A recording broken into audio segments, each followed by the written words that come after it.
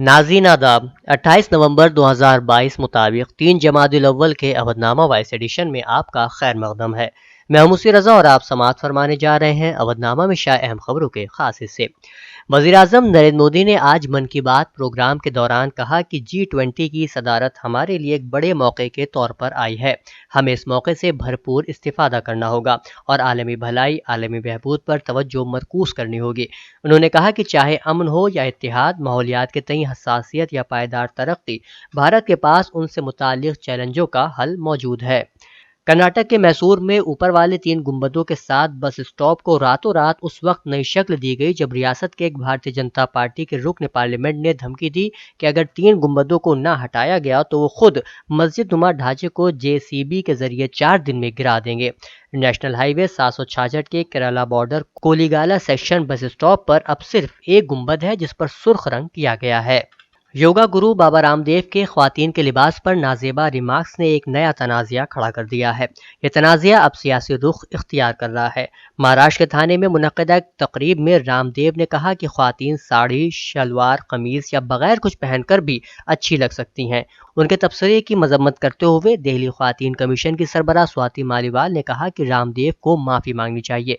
स्वाति मालीवाल ने रामदेव की तकरीर का वीडियो भी ट्वीट किया है। मध्य प्रदेश में इतवार को भारत जोड़ो यात्रा का 5वां दिन था। यात्रा इंदौर में दाखिल हो गई है। शाम को कांग्रेस लीडर राहुल गांधी ने राजवाड़ा में एक जलसे से खिताब करते हुए मरकजी हुकूमत की पॉलिसियों को निशाना बनाया। राहुल ने कहा कि GST और नोटबंदी ने वो काम किया जो चीनी फौज नहीं कर सकी। इन पॉलिसियों का मकसद छोटे ताजिरों को खत्म करना था, जिसकी वजह से मुल्क में बेरोजगारी में इजाफा हुआ है। इन पॉलिसियों ने मुल्क को कमजोर कर दिया है। हिंदुस्तान की वजारत खारजा ने इतवार को कहा कि मिस्र के सदर अब्दुल फत्ताह अल सीसी 26 जनवरी को यौम जमहूरिया की तकरीबात में मेहमान खुसूसी होंगे।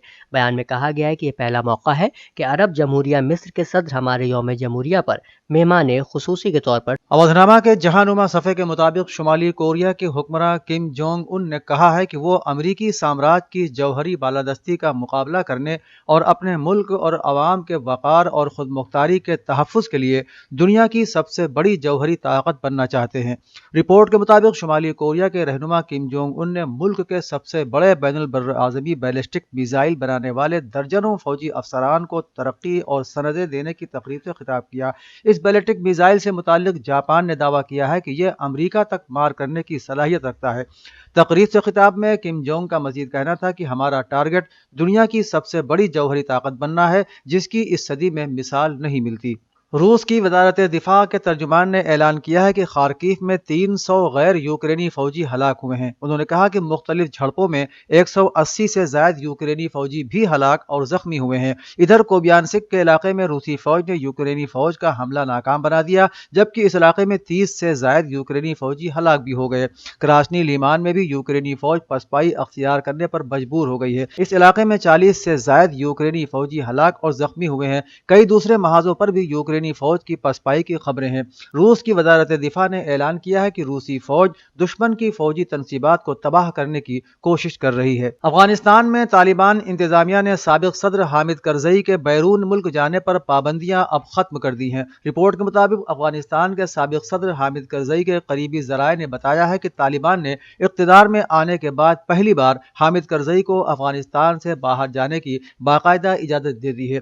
रिपोर्ट में बताया गया है कि हामिद करजई अपने ज़ाती सफ़र पर जर्मनी जाने वाले हैं, ताहम अभी इस सफ़र की तारीखों का ऐलान नहीं किया गया है। रूस ने इंकशाफ किया है कि अमेरिका ने जदीद तरीन कोरोना वायरस तैयार कर लिया है। अलमस्दर नामी वेबसाइट ने रूसी वजारत दिफा के हवाले से बताया है कि नया कोरोना वायरस अमेरिकी यूनिवर्सिटी बोस्टन के तहकीकाती लैब में तैयार किया गया है। रिपोर्ट के मुताबिक रूसी वजारत दिफा के जारी करदा बयान में कहा गया है कि इस वायरस के एनिमल ट्रायल के दौरान 80% अमवात रिकॉर्ड की गई हैं। बयान में कहा गया है कि अमेरिकी लेबॉर्ट्री में तैयार किया जाने वाला नया कोरोना वायरस लैब ट्रायल के दौरान गैर मामूली आसाबी खलफशार के साथ साथ फेफड़ों को शदीद नुकसान पहुंचाने का सबब बना है। रूसी वजारत दिफा के बयान में यह भी इंकशाफ किया गया है कि मार्केट में दस्तयाब कोई भी वैक्सीन इसका मुकाबला फिलहाल नहीं कर सकती। यह काम हुकूमत अमेरिका के बजट से तमाम तर माहौलियाती कवानीन को बालाए ताक रखते हुए अंजाम दिया गया है। चीन के कौमी सेहत कमीशन ने इतवार के रोज कहा कि 26 नवंबर को चीन में 39,791 नए कोविड केसेस की तस्दीक की गई और मरने वालों की कुल तादाद अब 5,000 233 हो गई है। 26 नवंबर तक चीन ने अलामात के साथ 3,07,802 केसों की तस्दीक की थी। ऐसी सूरत हाल तब है कि जब बीजिंग की सख्त जीरो कोविड पॉलिसी के तहत वबाई अमराज के हल्के फैलाव पर भी पूरे शहरों को बंद कर दिया जाता है। मुतासिरा मरीजों के राब्ते में आने वालों को क्वारंटाइन सेंटर में सख्ती से रखा जाता है। सिफर कोविड पॉलिसी की वजह से चीन में भी काफी नाराजगी पाई जा रही है। इसके नतीजे में दुनिया की दूसरी सबसे बड़ी मईशत में सुस्त रवि भी पैदा हो गई है।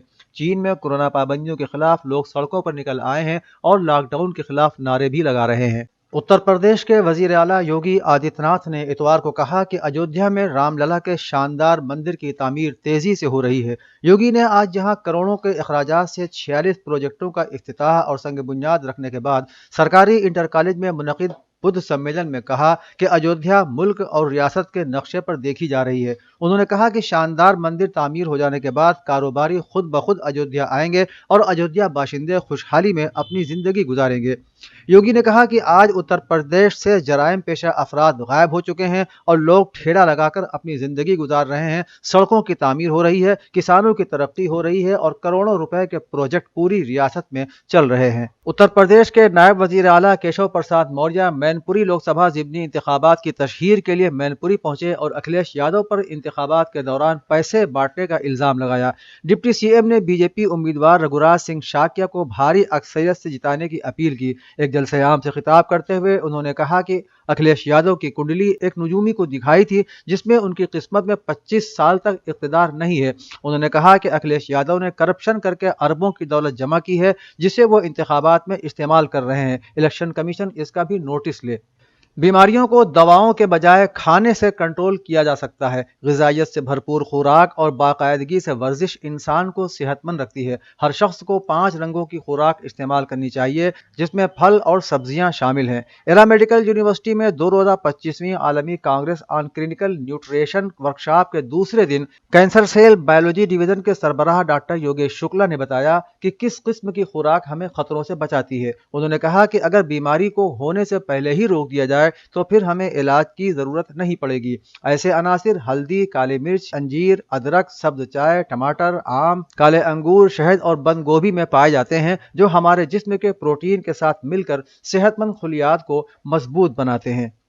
सीनियर समाजवादी पार्टी लीडर और साबिक काबीनी वजीर मोहम्मद आजम खान ने रामपुर में होने वाले ज़िमनी इलेक्शन में मकामी इंतजामिया को राय दहिंदगान को धमकाने का मुर्द इल्जाम ठहराते हुए कहा कि मौजूदा हालात में बीजेपी उम्मीदवार को फातेह करार दे देना चाहिए। इसके लिए मैं पार्टी सरबराह के जरिए इलेक्शन कमीशन से दरख्वास्त भी करूंगा। उन्होंने कहा कि जिस तरीके से फ्लैग मार्च के जरिए राय दहिंदगान को खैफ किया जा रहा है, ऐसे में ज़िमनी इलेक्शन की यहाँ कोई ज़रूरत नहीं है।